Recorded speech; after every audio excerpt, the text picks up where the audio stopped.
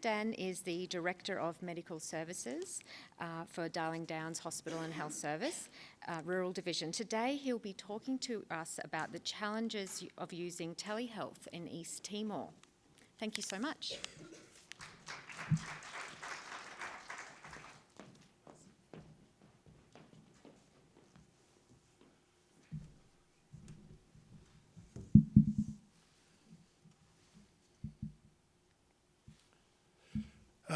Good morning, everyone. I'm going to talk a little bit of a romp through some of the history and the interesting story of East Timor and the medical side of East Timor in particular and clinical services. Then I'll just talk a little bit about some of the solutions and then look at some telehealth stuff. So I hope you enjoy it. It's a beautiful country, and one of the things about East Timor is it is the closest country to Australia in terms of the proximity of two capital cities. So Darwin is 722 kilometres from East Timor, and it's an hour and 15 minutes flight. All of you will be familiar with the turmoil within East Timor. East Timor is was a Portuguese colony for several centuries until 1975. And at that time it had a brief period of independence, around 9 days, and at that point it became an Indonesian colony, and after a United Nations supported moment in 1999 it then became an independent nation after that. During those around 25 plus years, the Indonesian population dropped by around about a quarter due to the effects of conflict, internal strife, and those deaths, a significant number of those deaths were related to poverty, famine, disease, and war-related violence. And you're looking at a photo there of the Balabo Fort, and many of you will be familiar with the story of the Balabo Five. And that's Balabo Fort today. And the view on the right-hand, on the side with the view of the sea there is the view that the Balabo Five had the day before they died, when they were looking out to sea. And they didn't think that they would perish knowing that there was an Indonesian invasion, because they thought they had press-related privilege. But unfortunately that wasn't the case, and that would have been the view that they saw the day before they passed on their final press report that was released through a combination of two later presidents who were involved with them at the time. So some of the history and demographics, the conflict, as I mentioned, has seen the people who were the soldiers of the day. So Xanana Gusmao was present in Balabo in 1975 before they were slain. And took the report which left the country with Jose Ramos Horta. So you can see that the presidents are the soldiers of the past, and that military conflict is still in a relatively new country, or one of the newest countries on the planet, is well represented within the presidential lists. And if you look at prime ministers, similarly those people are former soldiers. The country's population's around about 1.1 million now, and it's a predominantly Catholic country.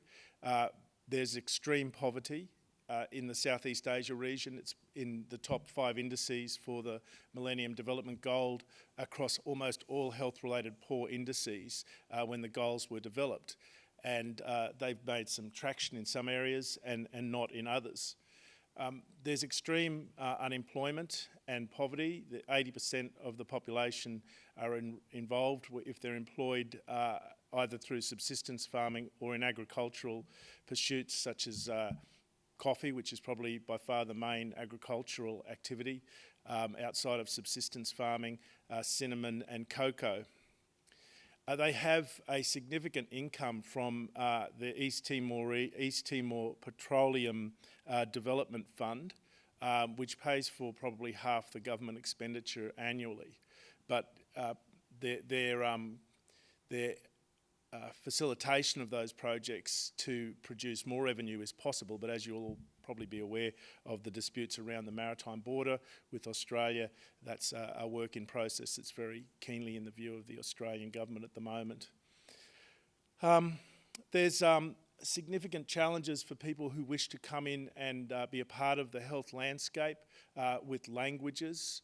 And there are two languages, so being a Portuguese colony, Portuguese and the local dialect Tetum are the two official languages, and Tetum has over 30 common dialects, so it can be quite difficult to not only learn the language but then get interpretation around those languages.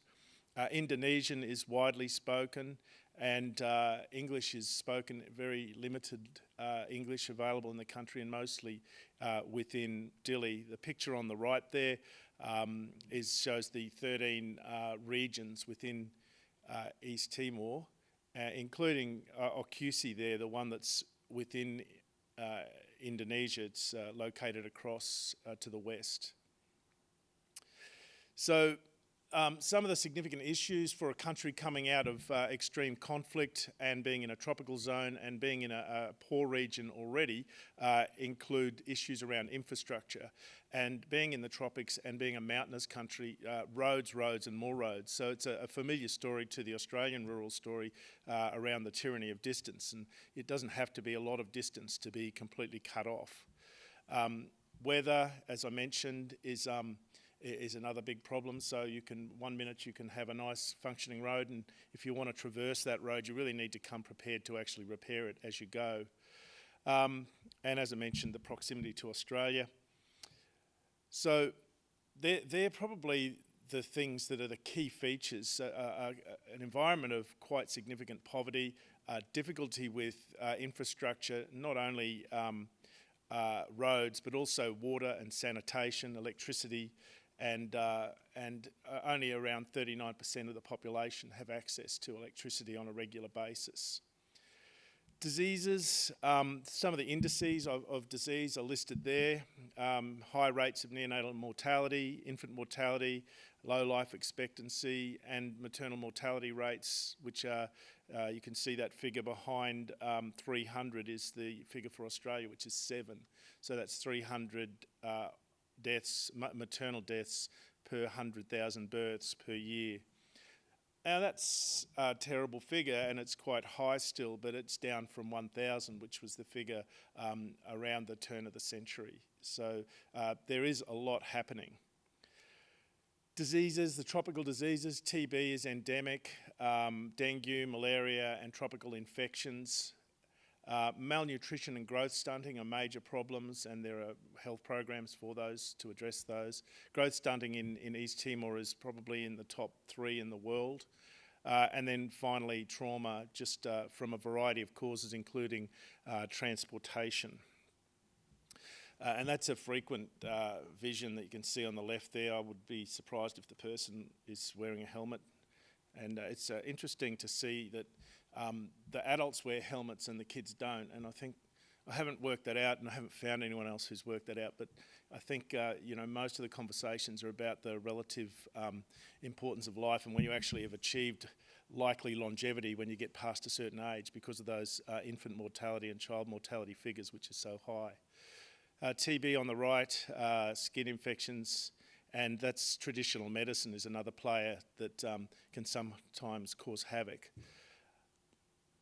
So, a beautiful country, very proximate to Australia, extreme poverty, potential for some wealth in petroleum industry. Bring on a meeting of networking opportunities. So Juliana Guzmão meets Fidel Castro, and we have the Cuban Medical Brigade landing in East Timor around 2003 onwards. So Cuba have a long history of providing medical services into other countries. They do so in over 80 countries through both medical student training and deployment. And so 300 Cuban doctors arrived in Timor-Leste sometime in the mid-2000s, and they were largely deployed into rural locations. And there was a commitment to train 1,000 East Timorese medical students. And that commitment was initially a smaller number, but it was expanded through an agreement with Jose Ramos Horta, the Prime Minister, the President, and Fidel Castro to 1,000 to try and aim for one doctor per 1,000 of the population. So most of these doctors were deployed across the country, and I might not have mentioned, but most of the population isn't based in Dili. They are mostly rural located. As time went on, the 400 doctors that were trained, mostly in Cuba, but some of them trained in a newly Cuban-supported university medical school in Dili, were deployed around 2010 to 2013. They moved back to East Timor to work and were deployed across the country, mostly again in rural locations. As that happened, the Cubans left. So we left with a position where we've got a significant number of new doctors, but an almost absent number of supervising doctors. So it would be almost like taking interns, placing them in East Timor and having no supervision for them. Now, don't get me wrong, the Cubans are still involved, but the numbers have dropped off significantly. So, some telehealth models now. I just wanted to paint that picture of a situation of low medical expertise, low medical numbers, and significant lack of supervision. So, most of the telehealth that I was involved with in some of the time I was in East Timor related to store and forward for complex cases. And one non-government organisation clinic that I worked in had a strong ethos of collecting data and providing complex case information back to a variety of service providers in Australia, Japan and Indonesia. And that was the approach to problem solving for two things usually, diagnosis, but also for issues of management where there was major issues with supply chain and access to pharmaceuticals predominantly. There are very limited pathology examinations and very limited pharmacy in most of the locations in East Timor. So that was a very useful way to problem solve, and sometimes that led to an event that actually saw someone who needed tertiary care that couldn't be provided in East Timor dovetail into one of the NGO type services that would take people back to East Timor for significant service, such as cardiac surgery for rheumatic fever, which is highly prevalent there as well. Interestingly, in many of these countries, you find things that just arrive, and we found in two locations, in two clinics, that there were ultrasound machines in boxes, in cupboards. So there was opportunity to do some local ultrasound training with this machine that was terrifying for everyone, not so much for me because I'm happy with ultrasound, but when we got it and we opened it up, we did a little bit of training, and then there was opportunity to forward images, and fascinating images of liver amoebiasis of the liver, which you see in Australia but not commonly, for very advanced pathologies that you just don't see very often in Australia. So that was an opportunity to store and forward and get feedback on a variety of things. A second program that's running is being sponsored by the Department of Foreign Affairs, and it's looking at supporting a diploma program for general practice in East Timor. So in that program, a number of opportunities for digital engagement occur. So they run a lot of their administrative processes of run using WhatsApp as the application. So WhatsApp seems to be the best application for contact and engagement with the group in East Timor. Of these 40 students, eventually coned down to 12. They use case presentations and their tutorial stuff goes out via WhatsApp so they can do some preparation. And then we took that a little further to complex case reviews. So what happened with this diploma program, they brought 3 Australian doctors in to do some education on a week about type tutorial process. So we'd sit in and supervise in the mornings, and we'd have the whole group for tutorials in the afternoons. So we could do some broadcasting of what we were going to do, what the topics were, and some case preparation using WhatsApp. And that was well received. The problem for them in East Timor is that there's very limited access to hardware. So most people don't have a tablet or a computer and access to PCs and internet-based services that you wanted to look at on a large screen had to be at the university or the National Hospital. However, everybody had a mobile phone, and in fact mobile phone coverage wasn't so bad across the country, so you could get some form of communication going, but things like video applications and use of YouTube-based education was almost impossible because of the bandwidth and the internet speeds that were available outside of those two locations. So we did try those sort of things on a number of occasions, but we weren't successful in the diploma group. Another application that I've got listed there is some mental health support. One of the NGO clinics had a visiting Australian doctor who was a psychiatrist doing general practice as well as psychiatry, and he started up a mental health support program. Now, the mental health services in East Timor are very, very limited. So there's a psychiatrist in Dili and there's one psychiatrist that works to the east in one of the larger towns near Bacau. And so if you have a mental illness, you have two problems. You can't get access to services, and even if you do, access to a continuous supply chain of medications to actually help you is difficult. And there are some fairly horrible stories about people being managed who are crying out by just being tied to a tree to keep them from demonstrating their psychotic behaviour and fed that way. So access to mental health is almost zero really across the country as a whole. So this fellow developed some training packages for mental health nurses, and he was doing some real-time case management with them in a clinic that had better internet access. And that went well for a while, but for all the usual reasons, there were issues that got in the way, and eventually that has waned from its initial high enthusiasm. But that provided distant supervision and case management. And also, the pharmacy issue is a real one. So, you know, some of these clinics do have an opportunity to get pharmacy items in on an ad hoc basis. If they know there's a specific need, they can spend some of their capital on that need. So this pre-planning was one of the options from that sort of service. So the same sort of problems we have with telehealth in Australia are present in East Timor. So internet speed and bandwidth, we've heard about that already today. Hardware issues, mostly they use smartphones only, but they do have smartphones on the whole, at least the group that I was with. As I mentioned, difficulty getting YouTube access. And then communication. So this is a really interesting country where these are Cuban-trained Spanish. They learn Spanish when they go to medical school in Cuba as the first year of their training. So they're Spanish-speaking, university-trained students who live in a country with Portuguese and Tetum, and we have English people coming in to try and assist. So it's a real conundrum.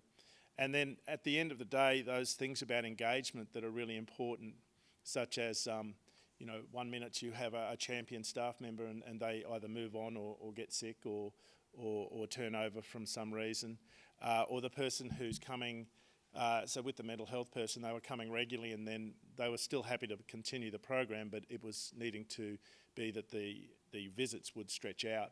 And so those kind of fatiguing things in the system have sort of impacted on that program.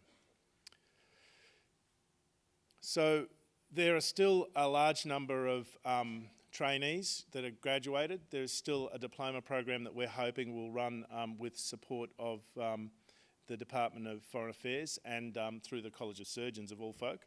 But that's in abeyance at the moment while the government reconsiders this diploma program as well as 5 other diplomas that they're running.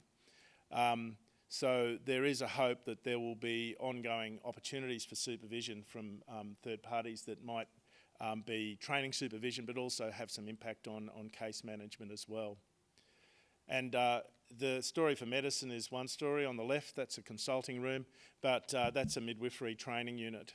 And the clinic I worked in this particular time had 1,200 deliveries per year, no operating theatre, and all normal deliveries or whatever happens. And it was a long trip for a caesarean if you needed one. and very limited resources when you compare it to the Australian story. Lots of opportunities, complex challenges. Thank you.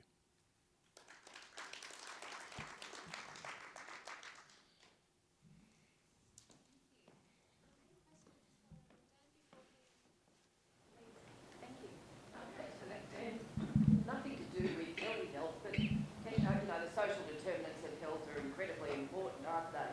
And I just wonder whether you've noticed an increase in, education standards, income standards, legal standards, housing standards, that sort of thing, as you work your way through this. Certainly the country has really bought in on education. So their education and primary school penetrance has increased. There are a lot of university level careers on offer that are fully funded university training at the University National Timor-Leste. The issue at the end of those courses is whether there's employment. So there's a real story of people coming out of a university with little opportunity to use their qualification. So I see improvement in education, I see improvement in housing. There's still a long way to go. I actually have a question about record keeping and medical records and administrative data collection. What systems were in place over in East Timor, if any?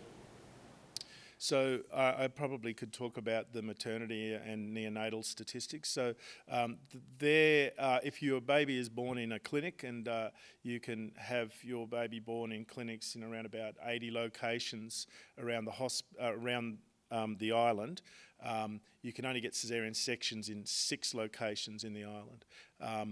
So your records are kept, and they go to a recording process, a government-based recording process for neonatal, perinatal morbidity and mortality. Maternal deaths, on the other hand, are a really difficult measurement, and there is some consideration that the lowering of the maternal mortality ratio from 1,000 to 300 may not necessarily be real, but I'm sure that there's a halfway mark probably.